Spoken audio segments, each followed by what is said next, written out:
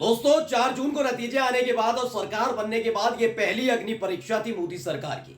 एक बड़ा कानून लाया गया था। वैसे तो बड़े जोर शोर से तमाम गोदी चैनल के पत्रकार एंकर बता रहे थे कि 5 अगस्त आने वाली है, मोदी सरकार फिर से कोई इतिहास रचेगी। याद है आपको कि कैसे जम्मू कश्मीर में से धारा 370 और आर्टिकल 35A हटा दिया था। उसके बाद अगले 5 अगस्त को यानी अगले साल जो 5 अगस्त आया, तब देखिए राम मंदिर का भूमि पूजन कर दिया था। इस बार भी 5 अगस्त आ गया, लेकिन पूरे के पूरे विपक्ष ने मिलकर घिग्गी बांधी सरकार की। जी हां, पहली ही अग्नि परीक्षा में यानी वक्फ बोर्ड का संशोधन बिल जो लाया गया था, उसको लेकर सरकार इस कदर फंस गई कि हालत खराब हो गई है, जिसे पास कराने के लिए एड़ी चोटी का जोर लगा दिया।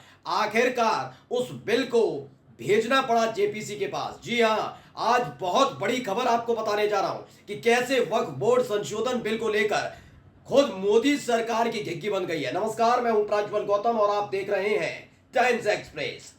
एक एक करके दिखाऊंगा आपको कैसे तमाम नेताओं ने ऐसे ऐसे सवाल उठाए कि ना अमित शाह कुछ बोल पा रहे थे। किरण रिजिजू पहले शुरुआत में कह रहे थे कि जो हम बिल लेकर आए इसके लिए हमारा धन्यवाद कीजिएगा, लेकिन जब अपने ही साथियों ने साथ छोड़ना शुरू किया, वैसे ही आखिरकार विपक्ष के सामने सरकार को घुटने टेकने पड़े।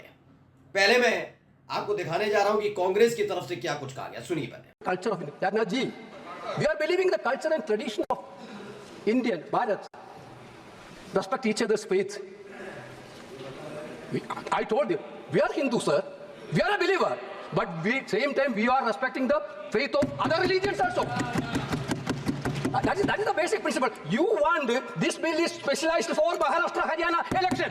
This bill is specialized. But you don't understand that. Last time, people of India clearly taught a lesson to you.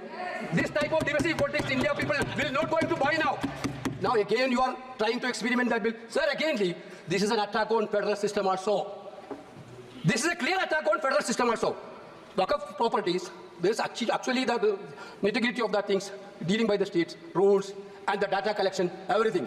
This bill is take away all the data collection to the central side. There attack on constitutional freedom of religion, attack on federal system. तो हर्ष तिवारी ने इसे tweet किया और क्या लिखा देखिए। उन्होंने कहा दिस बिल, क्योंकि केसरी वेणुगोपाल बोल रहे थे इस पर, this bill is specialised for Maharashtra and Haryana election. You don't understand that last time the people of India clearly taught you a lesson. KC Venugopal. Congress की तरफ से कहा गया है कि कोई वक्फ बोर्ड संशोधन बिल पास कराने की मंशा हो ना हो, लेकिन इसके जरिए राज्यों में 3 राज्यों में जो चुनाव होने जा रहा है उसको लेकर अपने आप को पास कराने की सरकार की यानी खासकर भारतीय जनता पार्टी की मंशा जरूर है। दरअसल आपको पता है कि 3 राज्यों में चुनाव होने जा रहे हैं और जब चुनाव आते हैं तो आपको मालूम ही है बीजेपी किस तरह की भाषाशैली का इस्तेमाल करती है। ये बीजेपी के जितने तमाम नेता हैं किस तरीके से मुसलमानों के बारे में बोलते हैं। मैंने तो हेमंत विश्व शर्मा का कई बार आपने बयान सुन भी लिया होगा, मुल्ला बनाऊंगा नहीं। एक बार टमाटर के दाम बढ़ गए थे तो उस समय भी चुनाव चल रहे थे तो बताने लगे ये सारे के सारे मियाँ जो हैं वो इसको कालाबाजारी करते हैं। मतलब उनके मद्देनजर या बीजेपी के मद्देनजर मुसलमान सबसे बड़ा दोषी होता है। तो उन्होंने कहा वक्फ बोर्ड संशोधन बिल जो लाया जा रहा है ये पास हो या ना हो, ये बीजेपी को इससे लेना देना नहीं है। इनका लेना देना इस बात से कि किसी भी कीमत पर चुनाव से पहले ऐसा माहौल बनाया जाए जिससे सारे हिंदू एकजुट हो जाए। राम मंदिर के मुद्दे पर तो हो नहीं पाए, वहां तो फजियत करा के लौट आए लोग। अब इसी को लेकर ये प्रोग्राम तैयार किया जा रहा है। इसको लेकर अखिलेश यादव ने भी एक ट्वीट किया। क्या लिखा वो पढ़कर बता देता हूं। इसमें लिखा वक्फ बोर्ड का ये सब संशोधन भी बस एक बहाना है। रक्षा, रेल, नजूल लैंड की तरह जमीन बेचना निशाना है।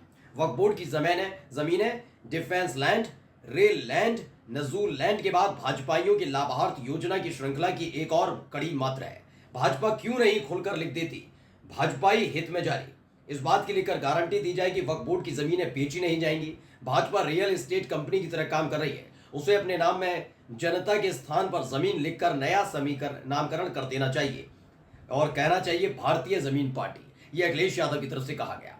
वहां पर जब संसद में इस पर चर्चा चल रही थी उस दौरान भी समाजवादी पार्टी ने, कांग्रेस पार्टी ने तमाम तरह के तर्क रखे। एक और बयान मैं आपको सुनाना चाहूंगा, उसके बाद इसकी हालत क्या हुई मैं दिखाऊंगा। थोड़ी सी बयान सुनिए, असदुद्दीन ओवैसी ने रखा।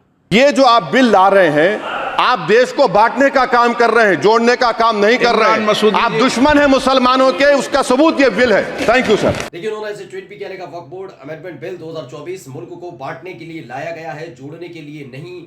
आप मुसलमानों के दुश्मन हैं, ये बिल इस बात का सबूत है। अच्छा, मैं भी नहीं मानता, मैं भी कह देता नहीं नहीं तो सही है। वक्फ बोर्ड संशोधन बिल, ये बिल याद है आपको शायद पता ना हो कि उत्तराखंड में त्रिवेंद्र सिंह रावत है, रहे ना मुख्यमंत्री। क्या किसी को पता है कि त्रिवेंद्र सिंह रावत को क्यों हटाया गया, क्यों मुख्यमंत्री पद से हटाया गया? मैं बता देता हूं। दरअसल क्या था ना, वह देवस्थानम बोर्ड बना दिया था उन्होंने, और उसके बाद साधु संतों ने, हिंदुओं ने खासी नाराजगी जताई थी। ये समझ गए थे ये तो हालत खराब हो जाएगी, और चुनाव, चूंकि 2019 का चुनाव आने जा रहा था, उससे पहले ही हालत खराब होने लग रहा था कि हालत खराब ना हो जाए, तो त्रिवेंद्र सिंह रावत को इसीलिए वहां से हटा दिया गया कि तुमने ये क्या कर डाला। अब जब हिंदू एकजुट होगा ऐसे बोर्ड पर, तो ये शांत हो जाते हैं, बैकफुट पर आ जाते हैं। बात मैं ये नहीं कह रहा हूं, आप संविधान के तहत चलिए ना, हिंदू मुस्लिम सिख ईसाई सबको बराबर देखकर चलिए ना, सिर्फ वोट बैंक की राजनीति क्यों? अब खबर क्या है कि मैंने खबर पढ़कर दिखा रहा हूं। देखिए, ये वन इंडिया ने छापी, वक्फ बिल पर सरकार ने मानी विपक्ष की मांग, भेजा जाएगा जेसीपी के पास, जल्द बनाएंगी कमेटी। किरेन रिजिजू ने वक्फ बोर्ड अधिनियम में संशोधन से जुड़ा बिल गुरुवार को यानी 8 अगस्त को सदन में पेश किया। इस बिल के लोकसभा में पेश होने के बाद जमकर हंगामा और बहसबाजी दोनों देखने को मिली। आगे लिखा हुआ है कि वक्फ बोर्ड संशोधन बिल से जुड़े बिल पर विपक्ष ने भी जमकर हंगामा काटा और इस बिल को जेसीपी के पास भेजने की मांग उठाई थी। एनसीपी एससीपी सांसद यानी कि जो शरद पवार गुट की हैं, सुप्रिया सुले उनकी बेटी हैं शरद पवार की, उन्होंने कहा कि मैं सरकार से अनुरोध करती हूं कि या तो इस विधेयक को पूरी तरह से वापस लें या इसे स्थायी समिति को भेज दें। यानी पहला ही ये था कि चलो कैसे भी करके इस अगस्त के महीने में भी इतिहास रचा जाए, लेकिन आखिरकार क्या हुआ, भेजना पड़ गया।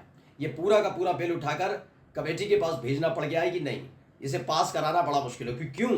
क्योंकि बात अगर सिर्फ विपक्षी सांसदों की होती, इंडिया गठबंधन के सांसदों की होती, तो मान लिया जाता। दरअसल इस बिल के आने से पहले वो जरूर बाहर आकर बयान दे रहे थे। ललन सिंह जो जेडीयू के सांसद हैं, वैसे वो ललन सिंह के बारे में मैं हमेशा कहता हूं, वो इतने खास नीतीश कुमार के नहीं हैं जितने खास वो मोदी शाह के हैं।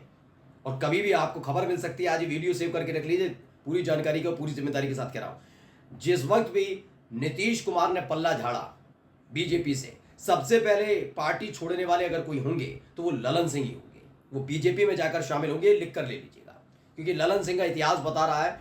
क्योंकि जेडीयू ने पहले इसका विरोध किया था। जरा खबर दिखा रहा हूं, पहले खबर क्या है देखिए।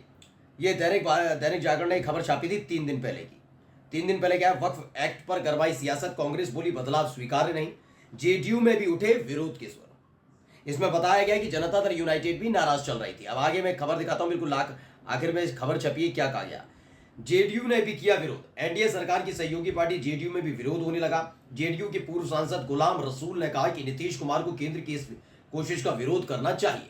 यानी कि नीतीश कुमार की पार्टी भी पूरी तरीके से इस पूरे के पूरे बिल के खिलाफ थी कि नहीं आना चाहिए। मैं पहले दिन से आपको बता रहा हूं, दरअसल क्या है ना, भारतीय जनता पार्टी जरूर चुनाव के दौर में हिंदू मुस्लिम की मस्जिद यहाँ कैसे, इस पर ताला लगे तो विवादित है, या तो तेजो महल है, या तो कुछ और है, या गुम्बद ने ये फव्वारा नहीं है, ये तो शिवलिंग है, ये तमाम चीजें की जाती हैं। देखिए, चुनाव के इर्द गिर्द बहुत सारी चीजें हो जाती हैं, ये सब हो जाएगा, ठीक है ना। लेकिन इनको जो सहयोग कर रहे हैं, चाहे वो जनता दल यूनाइटेड हो, टीडीपी हो, चिराग पासवान की पार्टी हो, आरएलडी हो, ये सारी पार्टियां जानती हैं कि उनकी विचारधारा बीजेपी के साथ पूरी मेल नहीं खाती। यानी कि वो मुस्लिम विरोधी नहीं हो सकते जिस कदर उतरकर बीजेपी मुस्लिम विरोध पर उतर आती है। तभी तो आप देखिए, मुझे बताइए ना, संस्कृत स्कूल, गुरुकुल, सरस्वती शिशु मंदिर, ये इस पर कोई वो नहीं। मदरसों की जांच कराई जाएगी, मदरसों की फंडिंग का होगा, मदरसों में तो आतंकी पैदा होते, इस तरह की शब्दावली का इस्तेमाल ये लोग करते हैं। अब ये लेकर आए, कुल मिलाकर पूरी की पूरी सरकार बैकफुट पर नजर आई। पहली अग्नि परीक्षा में मोदी सरकार फेल हो गई। नमस्कार।